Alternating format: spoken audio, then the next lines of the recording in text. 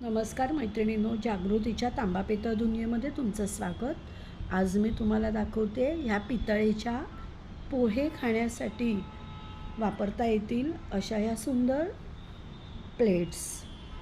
आता ही जी मी तुम्हाला प्लेट दाखवते तिचं डायमीटर 6 इंच आहे।